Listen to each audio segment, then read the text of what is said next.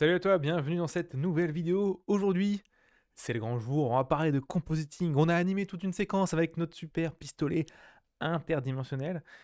Avant de faire le rendu, avant de pouvoir terminer cette séquence, il faut faire ce qu'on appelle le compositing. Le compositing, rappelle-toi, si tu ne te souviens pas, va avoir cette petite vidéo juste là qui explique la théorie du compo, qu'est-ce que c'est exactement. Mais globalement, c'est la modification de notre rendu une fois qu'il est rendu pour le rendre encore plus beau. C'est parti.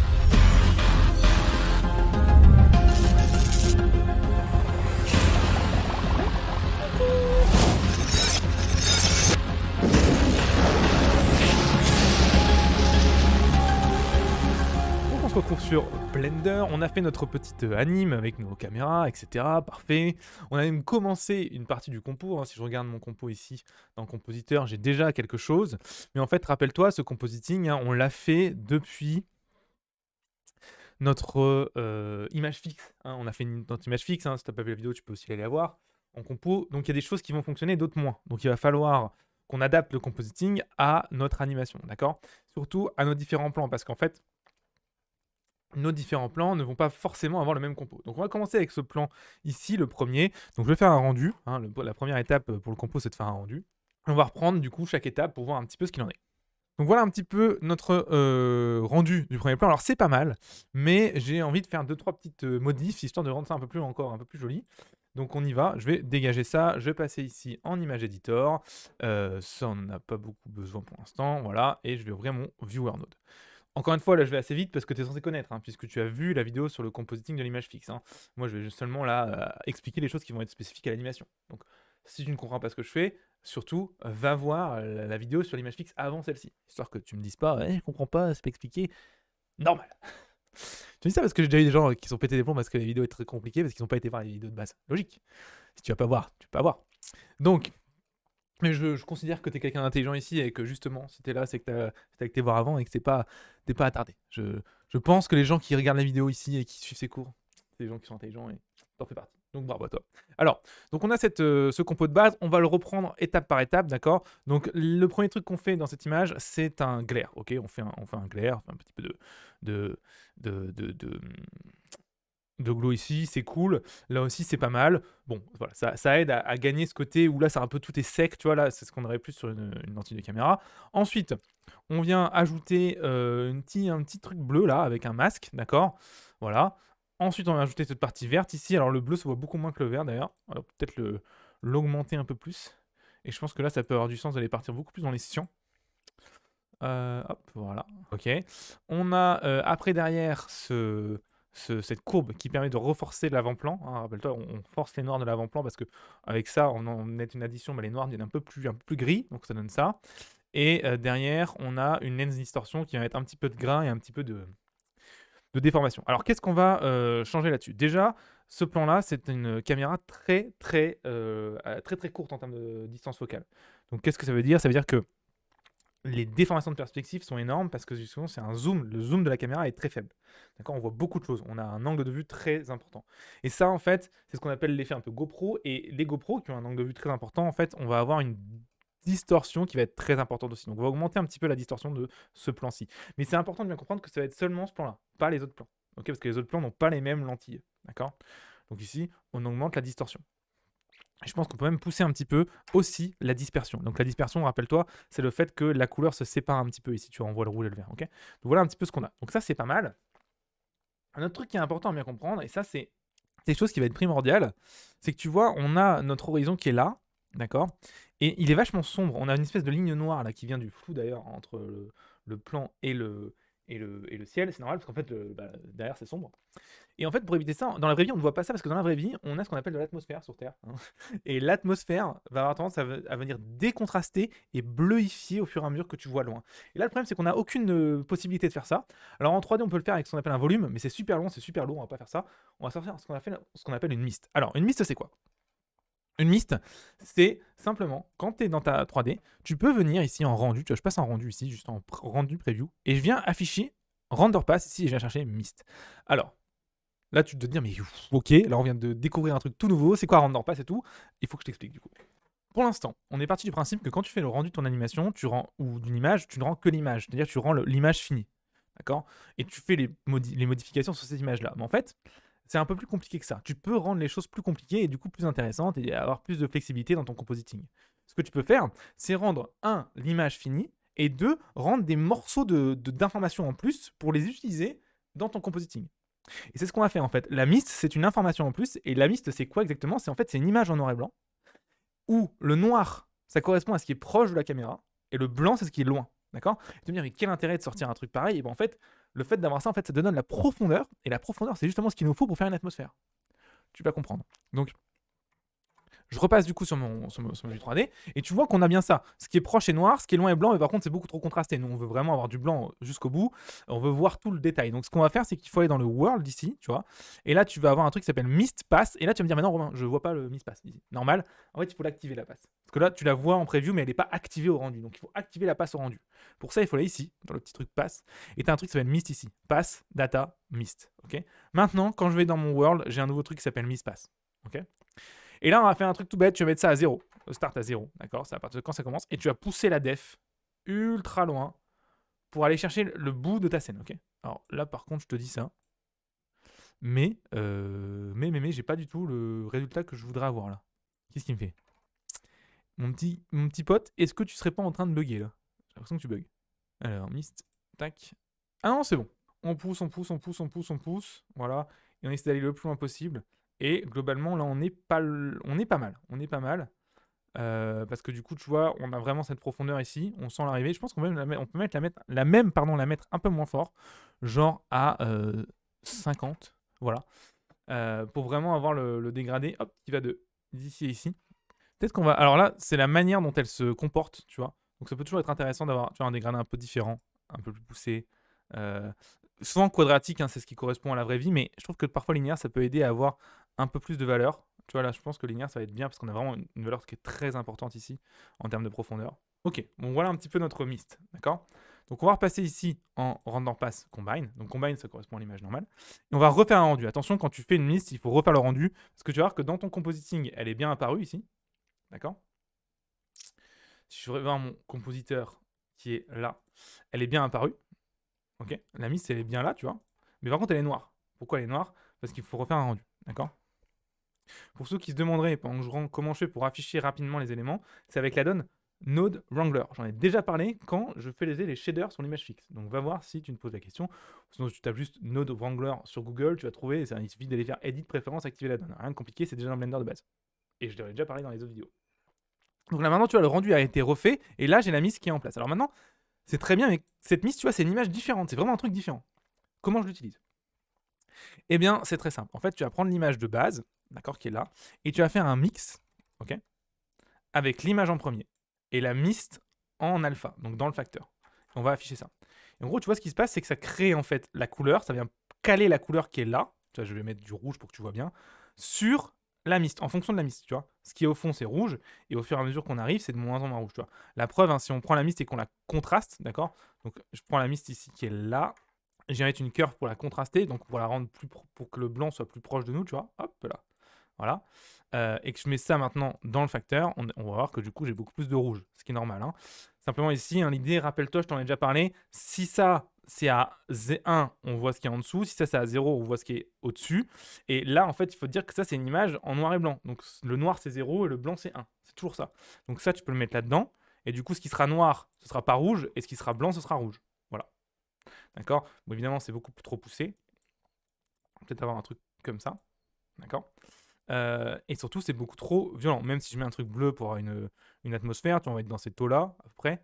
C'est pas l'eau, ça va pas, c'est pas assez blanc. Donc, ce qu'on va faire, c'est qu'on va faire un truc tout bête. On va venir chercher ça avec une valeur beaucoup plus importante, genre 3, histoire que ça éclaire bien, tu vois. Un peu plus même, 5. Voilà. Faut pas hésiter à mettre des valeurs supérieures à 1, encore une fois, il n'y a aucun problème avec ça. Donc là, on a un truc vraiment cool, là, on voit vraiment qu'il y a une atmosphère. Et on va prendre l'alpha, par contre, on va diminuer ça. Et là, le problème, c'est que l'alpha, ça change rien. Pourquoi? Parce qu'il faut activer ce truc-là. D'accord? C'est pour dire au mix de prendre en compte la transparence. Et là, maintenant, l'alpha, hop. Et tu viens baisser du coup l'alpha pour avoir une valeur vraiment tranquille. Il ne faut pas que ce soit trop fort. Et voilà ça. Alors là, ce qu'on va faire aussi, un autre truc qu'on va faire, plutôt que de mettre juste un truc bleu ici, ce qu'on va faire, c'est plus remettre l'image par-dessus, mais seulement l'image du fond. D'accord? On veut pas le truc devant, juste l'image du fond. Et tu vas me dire, d'accord, Romain, mais comment je fais pour avoir l'image du fond? Non, Romain, hop, pour le montage, coupe la partie d'image de fond, c'est de la merde. Donc voilà un petit peu ce que ça fait. Alors on va aller modifier encore un peu cette couleur. Je trouve que le bleu est pas hyper beau. On va aller chercher peut-être un bleu comme ça. Voilà, là c'est un peu plus joli. J'aime bien. Maintenant que ça c'est fait, ici, je viens mettre ça dans le glare. Ok, hop là. Paf. Et on regarde ce que ça donne. Et maintenant ce qu'on a, c'est exactement la même chose qu'avant. D'accord. On va augmenter la taille du glare. On va mettre à 9 pour. Waouh, tu vois. 8, 9. Oh, ok. Moi, j'aime bien le glare, j'avoue. Un peu trop peut-être. Mais on a ça. Et maintenant, du coup, si on reprend toute notre image à la fin, on se retrouve avec ça, ce qui est pas mal. Ce que j'aime bien, c'est cool. Et là, on a notre compositing qui est fait pour le plan numéro 1. Alors, le truc, c'est comment on fait pour faire le compositing des autres plans. D'accord. C'est relativement simple. En fait, il suffit d'animer le compo. En fait. Là, le compo est bon. Et on va l'animer, en fait, entre chaque plan. Parce qu'en fait, quand on fera le rendu, il va rendre tous les plans d'un coup, Blender. Ok. Donc comment je fais pour animer? Bah tu connais la règle, hein, I, toujours I. Donc ici on va passer au plan numéro 2, et je sais que du coup là les valeurs entre 70, le plan 67 sera le plan numéro 1, le plan 77 sera le plan numéro 2, d'accord? Alors, cela étant dit, il faut qu'on fasse un rendu du plan numéro 2, ok? Et ce qui va être aussi important, c'est que le plan numéro 2, je ne sais pas si tu te souviens, mais on a ça en 3D, d'accord? Où on a ce côté-là où en fait la distance focale de la caméra change. Parce qu'on a fait je sais pas si tu te souviens, on a fait un travelling compensé. Donc ça veut dire que la déformation aussi de lentille va changer en même temps. Parce que la déformation de lentille, je t'ai déjà expliqué, c'est lié, d'accord? C'est corrélé à la distance focale, d'accord? Plus ton angle est important, plus ta distance focale est courte, plus tu es dézoomé si tu préfères, plus ta déformation de lentille est forte. Donc ici, ce qu'on va faire, c'est le premier truc qu'on va faire, du coup, c'est mettre une clé ici, d'accord? I. C'est sûr que ça va bouger, d'accord? Maintenant que ça c'est fait, on va faire un rendu pour voir comment on va changer notre compositing, d'accord? Ok. On remarquera que je remarque un truc bizarre. Je remarque cette espèce de rond blanc là, qui est, je pense, le rond qu'on tire à un moment. Donc ça, je vais regarder pourquoi on le voit. Il devrait pas être là, mais ça, bon, je vais vérifier, je vais regarder ça après. Pour l'instant, on a ça visuellement. Oh, non, je trouve pas ça trop mal non plus. Je trouve ça, je pense, un peu violent en termes de Z. Il va falloir qu'on regarde ça ici. Donc la Z, si je l'enlève. Ah oui, c'est assez violent. Donc là, je pense que je vais animer la Z, je vais la mettre moins forte sur le plan numéro 2. Donc attention à bien mettre une clé avant, d'accord? Donc tu mets une clé ici en faisant I sur la couleur, parce que tu peux, oui, animer des couleurs aussi, il n'y a aucun problème avec ça. Et là, ici, on va la changer et on va mettre ça à peut-être de moitié pour voir. Ouais, c'est mieux. Et on va refaire un I, du coup. I, I, voilà. Avant, après, ok. Donc voilà, et aussi, je pense que les noirs là sont pas du tout assez noirs. Donc il faut des choses beaucoup plus contrastées. Donc ici, on va aller chercher nos noirs. Donc là, 76 ici, on refait un I dessus. 77, on vient du coup, hop, forcer un peu les noirs pour recontraster un petit peu notre image. Hop, pas trop, pas trop, pas trop, pas trop. Voilà, c'est pas mal là. Hop, donc, avant, après. Ok, donc ça c'est fait. Maintenant, je trouve que là on est pas mal. Je trouve que on a toujours cette teinte bleue et orangée derrière. Enfin, j'aime bien, en vrai, j'aime bien. Par contre, évidemment, on va voir, du coup, on va devoir jouer sur cette distorsion. Là, le premier truc, c'est que c'est trop distordu. Là, parce que là, on est assez zoomé. Donc, on va mettre une distorsion à peut-être 0. Je sais pas moi, 3. Enfin, 0.03, pardon. Ok, alors qu'avant c'était 0.1. Hein, j'ai pas été intelligent, j'aurais dû le faire avant. Voilà. Et ici, par contre, la dispersion, je pense on va garder la même. Ouais. Voilà. Ok, donc on a ça de fait. Maintenant, ce qu'il va falloir faire, c'est faire un rendu de la dernière image de ce plan. D'accord. Parce qu'on zoome. Alors attends, on arrête de zoomer ici, je crois. Ok, donc le dernier plan, c'est 100. Enfin, la dernière image où on arrête de zoomer, c'est 103. Donc on fait un rendu de cette image-là. Hop. Encore une fois, pour pouvoir du coup changer la déformation. Et là, la déformation, elle va être énorme. Parce que du coup, là, notre caméra est très dézoomée. Voilà, en plus on a un glow de ouf et tout, c'est normal. Donc je ferme ça, ici, et on va mettre une déformation énorme. Donc la distorsion, on va peut-être mettre genre 0.2. Voilà, faut pas avoir peur là, peut-être 0,250. Et la dispersion même peut-être genre 0,50, 150. Un peu plus même, 0,2. Voilà. Et du coup, ça va nous donner quelque chose où, là tu vois, la dispersion, elle change tu vois, au fur et à mesure. D'accord. C'est normal. Encore une fois, c'est la même image, hein, c'est logique, il refait pas le rendu à chaque fois 3D, il refait juste le compo. Hein. Je vais juste mettre ma tête peut-être un petit peu au-dessus ici, histoire que tu sois pas gêné et que tu puisses voir le résultat au fur et à mesure. Donc voilà, maintenant on a ça. Ça me paraît bien. Je pense aussi que les noirs ici, pour le coup, je pense que là, du coup, on est un peu trop sombre. Donc on va aller prendre les noirs et les baisser un petit peu. Voilà, c'est mieux. Encore une fois, c'est important que ton image soit tout le temps après correctement étalonnée et que tu n'aies pas des noirs complètement bouchés ou complètement gris. D'accord. Donc on a 2 plans sur 3 de fait, c'est cool, non? Et avant de faire le troisième plan, je vais faire gaffe, je vais sortir et je vais aller cacher ce petit cercle-là, avant qu'il démarre. Donc ces cercles ici, ils démarrent où? Ils démarrent là, d'accord? Hop. Donc c'est-à-dire qu'à cette image-là, il doit être créé, avant on ne doit pas le voir. Comment on fait? Ben, c'est très simple, en fait, on peut animer leur visibilité en rendu ici, d'accord? On peut mettre des i aussi là-dessus.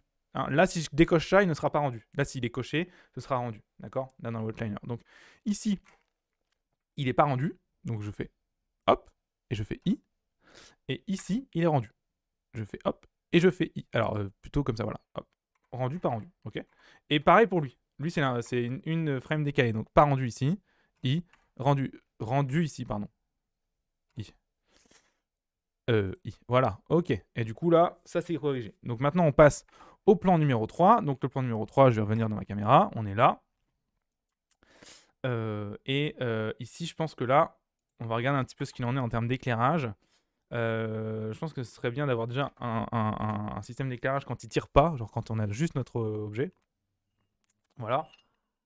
Donc pour les trucs à bien capter, c'est que là, au niveau du plan de caméra, si je me mets à la frame ici, hop, là, on va devoir mettre une clé ici. OK? Et là, une clé où on va devoir beaucoup moins disperser. Là, la dispersion est beaucoup moins importante parce que simplement, on est en fait avec une caméra très serrée. Donc, beaucoup moins de dispersion. Encore une fois, je répète, hein, plus la distance focale est longue, donc plus tu es zoomé, moins ton image se déforme. Donc ça, c'est important à bien capter. Encore peut-être mettre un peu plus fort celui-là. Voilà, ok. Pareil, là, en termes de noir, on est beaucoup trop clair parce qu'en fait, la caméra est trop longue, donc la mist est plus importante. Il faut absolument qu'on recontraste notre image. Donc ici, hop, là, on va reforcer nos sombres, d'accord? Ok. Et là, c'est quand même beaucoup mieux, d'accord? On pourrait repersonnaliser le plan, peut-être avoir un soleil moins fort et tout. Je te laisserai le faire si ça t'intéresse. Là, nous, on va simplement terminer cette animation. Donc ici, on a notre élément de base. On va juste checker quand il tire et qu'on a quand on a le portail ouvert, ce que ça donne. Donc c'est pas mal. Je pense que l'image est toujours trop claire. Donc je vais quand même essayer d'avoir un truc différent. Alors le problème, c'est que je voulais animer la courbe ici, mais le problème, c'est que, cette courbe, je ne peux pas l'animer, d'accord? Donc ce que je vais faire, ah oui, et puis le problème, c'est que ça, c'est un facteur aussi. C'est pas ouf ça, c'est pas grave. Donc je vais faire une curve ici, hop, une deuxième curve, juste là, ici, qui va, et du coup, je vais animer son facteur, tu vois. Donc dans le plan numéro 2, le facteur sera à 0, c'est-à-dire que ça ne servira à rien. 0 plutôt, voilà. Et le plan numéro 3, le facteur sera à 1, donc c'est-à-dire qu'elle va servir à quelque chose. Ok. Et là, je vais assombrir du coup mon image. Voilà, c'est beaucoup mieux. Alors, le problème, c'est que quand on a tendance à assombrir, on a tendance à cramer les blancs, donc ça, c'est un peu relou. Et c'est un peu chiant à rattraper en plus, sur le coup. Donc là, il faut essayer de jouer avec la courbe. Peut-être moins forcer. Ou peut-être la mettre, cette courbe, avant. On va peut-être la mettre avant. Alors, je pense que, ouais, malheureusement, je peux pas la recoller. Ouais. Peut-être la mettre avant le glaire, donc ici. Pour éviter justement qu'elle recontraste trop. Alors, on y va. Oh là là là là. Doucement, doucement, doucement, on se calme. Ok, bon, laisse tomber. Je n'arrive pas non plus à avoir ce que je veux. Je pense que je vais quand même baisser la lumière en 3D plutôt. Bah, c'est pas grave. Hein. Donc voilà, on a ça. Ce qui serait cool du coup, c'est que sur ce plan-là, la lumière se baisse au fur et à mesure avant qu'il tire. Ce serait vraiment beaucoup plus stylé. On aurait beaucoup plus la vision là-dessus. Ce serait beaucoup plus vert. Enfin, ça me plairait plus. Je pense aussi que du coup, il faut que le truc vert qui est là, ouais, ça, il faut que ce soit beaucoup plus présent du coup. Donc ici. Donc, hop, ça c'est pareil. Donc I.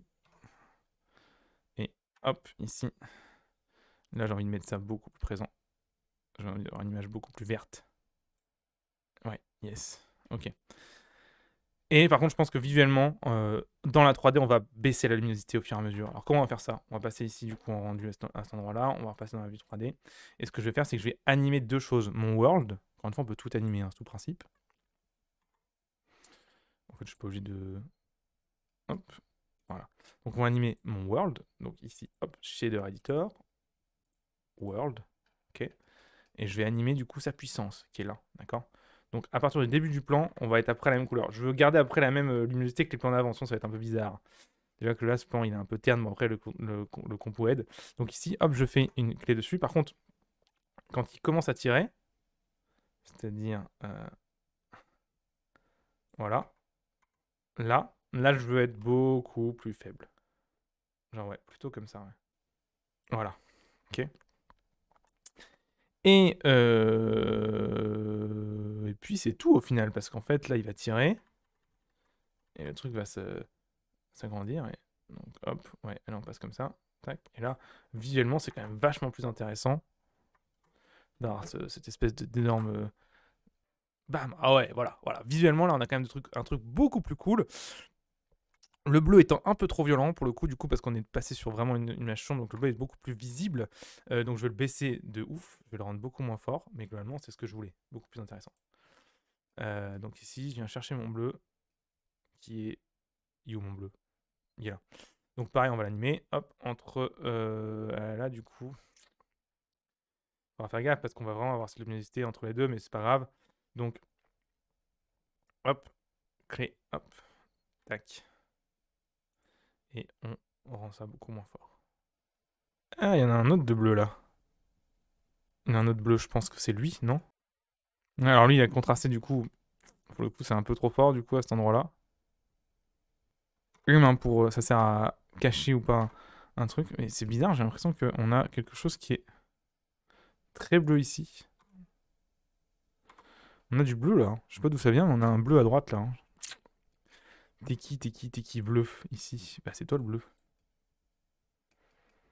Peut-être la mist qui peut donner cet effet. C'était bien la mist. Mais la mist, on va la garder parce que la mist, c'est important. Par contre, on peut peut-être la rendre un peu moins forte ici.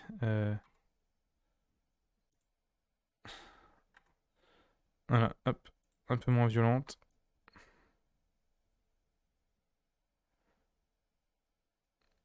Voilà. Et par contre, ce bleu-là, peut-être un peu plus fort du coup. Peut-être aussi un peu teinté différemment, peut-être plutôt un violet, tu vois. La mist aussi, peut-être. Ah, je sais pas si c'est plus joli en vrai. Le compo, c'est beaucoup de tweaking comme ça aussi, hein. Faut pas avoir peur de... Hop. Bien faire gaffe à ne pas trop contraster ici. Là, les noirs, tu en es bouché. On va bien faire gaffe à éviter ça. Et voilà. Globalement, on a notre compositing de terminé. Donc le seul truc qui nous reste à faire, c'est de rendre cette animation, c'est de l'exporter, c'est d'en avoir à la fin une vidéo. Eh bien, ça tombe bien, ça tombe bien, ça tombe bien, parce que à ton avis, tu t'en doutes certainement maintenant que tu suis cette série depuis très longtemps, je pense, c'est le sujet de la prochaine vidéo. Et oui, oui, donc il va falloir être un petit peu patient. En attendant, mon petit cadeau pour toi pour avoir tenu jusqu'à la fin de cette vidéo. Et c'est beau ça, c'est un petit miracle en soi finalement. Mon petit cadeau pour toi. J'ai fait un petit lien sur notre site internet où on présente tous les cours de ce petit projet un petit peu pour découvrir la 3D avec Blender. Et à chaque fois, on a aussi mis les fichiers .blend de chaque étape que tu peux télécharger. Ça va te permettre de comparer chez toi, voir si ça marche bien, s'il y a des trucs que tu n'as pas compris, etc. C'est vachement intéressant, ça te permet d'aller encore plus loin. Mais, surtout sur cette page, il y a un truc complètement abusé. Mais vraiment, c'est complètement abusé. Je sais pas combien de temps ça va rester, tellement c'est abusé. À la fin des cours, on a fait un petit questionnaire. D'accord? Sur ce petit questionnaire, tu as des questions qui sont en rapport avec les cours que là, on voit sur YouTube ensemble. D'accord? C'est genre une interro, tu vois. Ils te dire, mais ok? Non, mais c'est parce que t'as pas tout écouté. Écoute bien. Si tu réponds correctement aux questions de ce questionnaire, je t'offre gratuitement 30 minutes de rendez-vous avec moi. Gratuitement, 30 minutes de rendez-vous avec moi où tu peux me poser n'importe quelle question. Alors, il faut que c'est un minimum en rapport avec de la 3D, sinon je pourrais pas beaucoup t'aider. Mais 30 minutes, tu peux me poser toutes les questions que tu veux sur le métier de la 3D, sur les projets peut-être que tu es en train de travailler, sur ce projet-là, pourquoi pas, peu importe. J'y répondrai avec grand plaisir. 30 minutes, c'est offert, il suffit de répondre au questionnaire. Crois-moi, j'aurais bien aimé avoir un truc comme ça quand moi j'ai démarré et j'ai galéré ma race sur YouTube. Donc si ça t'intéresse, ça se passe juste ici. C'est totalement gratuit. Et que dire à part que je suis assez impatient, même très impatient, de parler avec toi. Allez, tchuss.